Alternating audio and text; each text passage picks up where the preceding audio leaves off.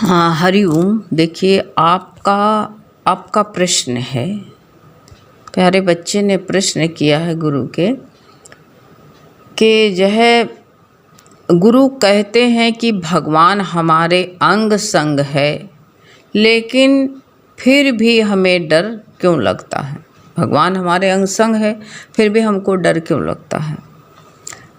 तो बात तो सही है कि अगर डर का कोई काम, जब भगवान हमारे साथ में है तो डर का कोई काम नहीं है।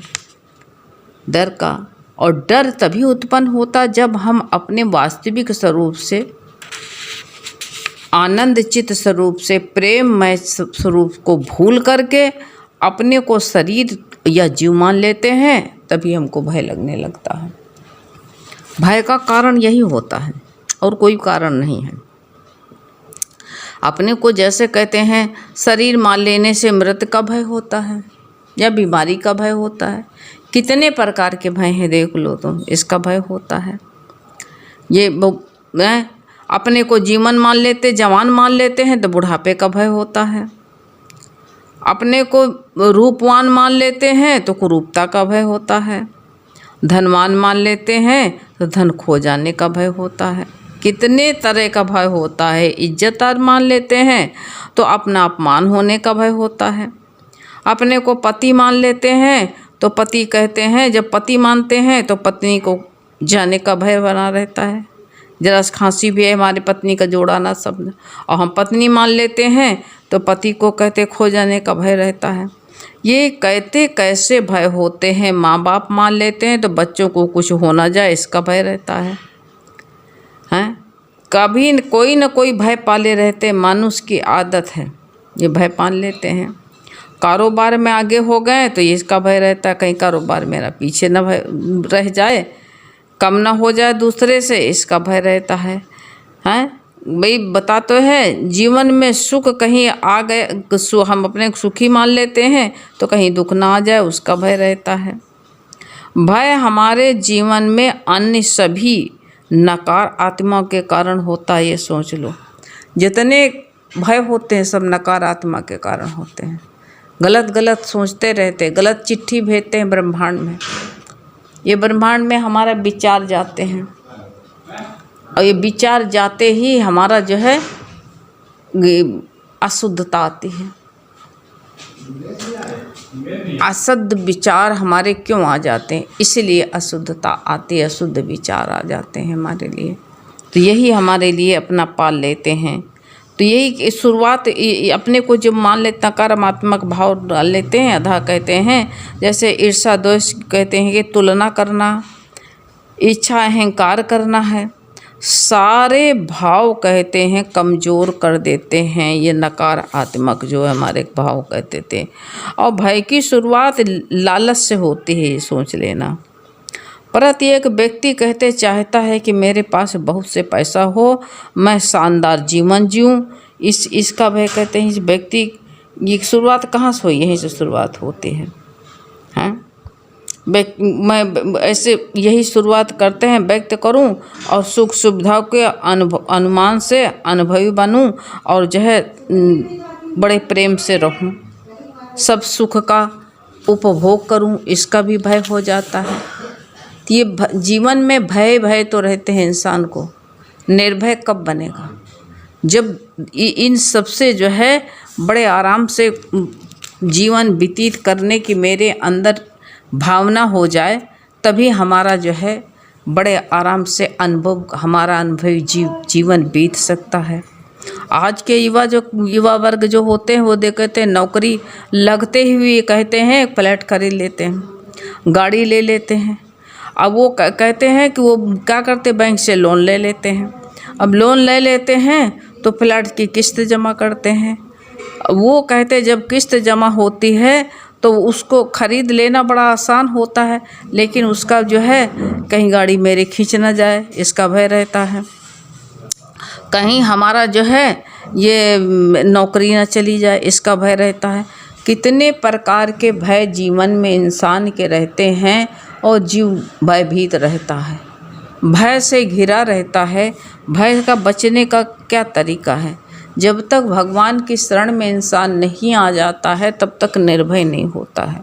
16वें अध्याय में पहला ही श्लोक कह दिया है, भय का सर्वथा भाव, भय का सर्वथा भाव तुरंत बता दिया। भय किस चीज़ का लगता है?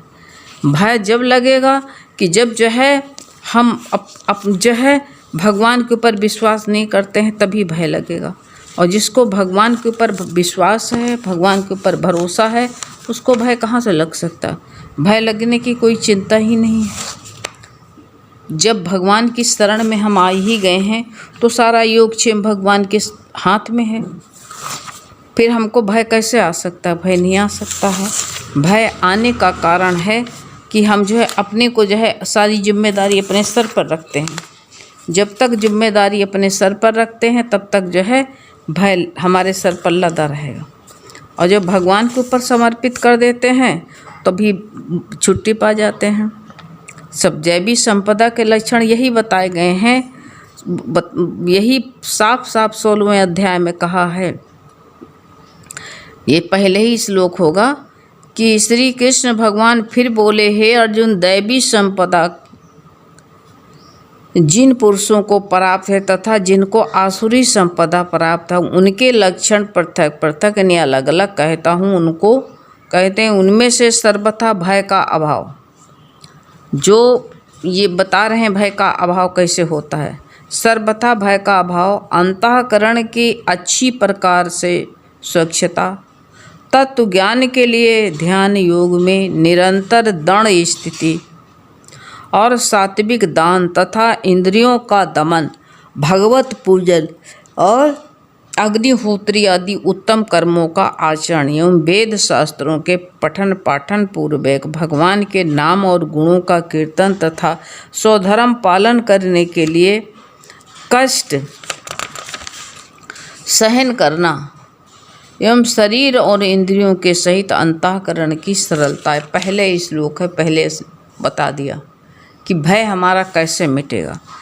कह दिया सबसे दैवी संपदा जिनको प्राप्त है उनके लक्षण बता दिया इन्होंने, आसुरी के अलग।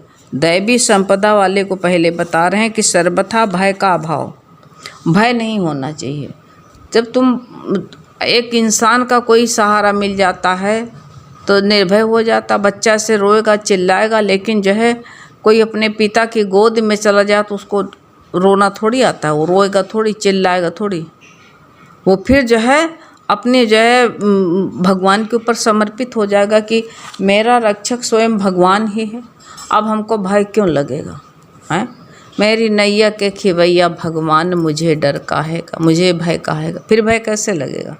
तो आपका ये कहना है कि जो है भगवान मेरे अंग संग, जब तुम जान ही गए हो कि भगवान मेरे अंग संग है तो फिर भय क्यों लग रहा, किस लिए लग रहा? यानी तुम भूत देख रहे हो, भगवान को देख ही नहीं रहे हो। भय लगता है किसका लगता है? भय का भूत होता है। गुरु जब कहते हो, गुरु ने कह ही दिया है कि भगवान हमारे अंग संग है, लेकिन फिर भी हमको डर लगता है। तो इसका जो है जब भगवान ने बता दिया, तुम अपने बच्चे से कह देते हो कि हम तो तुम्हारे पास में लेटे हुए हैं, तो बच्चा डरेगा, माँ को पकड़ लेगा, डरेगा थोड़ी? डरने का कोई सवाल ही नहीं है। कैसे डरेगा? कि वो डरेगा ही नहीं। जब वो जान ही गया है कि माँ मेरे साथ में है, ऐसे जब तुम बता देते हो तुम्हारे साथ में है, इसी तरह जब गुरु ने कह दिया कि भगवान तेरे अंग संग है, तो फिर काहे का डर लगता है? कोई डर लगने का कोई सवाल ही नहीं है। इसका मतलब तुम भगवान को अपने संग नहीं देखते हो, अपने संग के शेर को देखते हो कि हमारे संग में शेर लगा हुआ है तब भय लग रहा, या तो देखते हो मेरे साथ में कोई सांप लगा हुआ है तब डर लगेगा तुमको, या तो फिर देखते हो कोई भूत हमारे साथ में है तब डर लगेगा। कैसे डर लगेगा? डर लगने का कोई सवाल है? डर लगने का कोई सवाल ही नहीं है। डर जब लगता है जब जो हम भगवान को छोड़ के अन्य किसी को देखते हैं, तब हमको डर लगता है। जब भगवान के पूरे समर्पित नहीं है तब डर लग जाता है। जब भगवान के समर्पित हो जाए तो डर का कोई सवाल ही नहीं है। कैसे डर लगेगा? पूरा एक छोटा सा बच्चा होता है, माँ के ऊपर समर्पित हो जाता है तो ना उसको ठंडक से डर, ना गर्मी से डर, कोई ना भूख का डर रहता, कोई डर नहीं रहता उसको। माँ के समर्पित हो गया। और ना उसको ये भी गंध नहीं है कि तुम तो जो है डर नहीं है, तुम तो जाओगे तो तुमको नित्य कर्म के लिए डर रहेगा, कोई जगह मिले। और वो माँ के ऊपर पूरा समर्पित रहता, उसको ये भी डर नहीं है कि हमको जो है हम गंद कहाँ करें अपने, चाहे टॉयलेट करें चाहे कुछ भी करें, उसको कोई डर नहीं रहेगा। हमको तुमको अब हम जो है, गुरु कहते नहीं तुम बड़े हो गए, बूढ़े ऊँट बन गए हो, इसलिए तुमको डर लगता है। अपने तुम जानकार बन गए हो। छोटा बच्चे होगा, अबोध बन जाओ ना। अब छोटा बच्चा रहता है, उसके सामने सांप पकड़ा दो तो वो सांप को पकड़ लेगा, डरेगा नहीं। एक बार अकबर बादशाह जो थे, उनका बच्चा जो था, उनकी दाढ़ी पकड़ लिया, नोच लिया पकड़ के, उनके आंसू निकल आए। उन्होंने कहा कि अब इसकी ये छोटा सा बच्चा मेरी दाढ़ी पकड़ लिया और जो है हमारी औकात गिरा दिया। मैं इतना बड़ा बादशाह, छोटा बच्चा हमारी दाढ़ी पकड़ के नोच लिया, मेरी दाढ़ी में इसने हाथ डाला, इसको हम फांसी चढ़वा देंगे। तो बीरबल ने कहा ठीक है महाराज, लेकिन आज नहीं। अब बेगम जो थी बहुत परेशान होने लगी। कहा कि अब बादशाह तो कभी किसी की बात मानेंगे नहीं। अब ने कहा कि ऐसा है, कल कचहरी लगेगी, वहीं पर जो है इसको आप फांसी लगवाना। पहले अदालत लगेगी। जब वो अदालत लगाई गई तो छोटे बच्चे के सामने एक सांप डाल दिया गया, सपेरा बुलाया गया, वो सांप डाल दिया गया। तो बच्चे ने जो सांप डाला गया, तो बच्चे ने उठा उस सांप को भी पकड़ लिया दोनों हाथ से।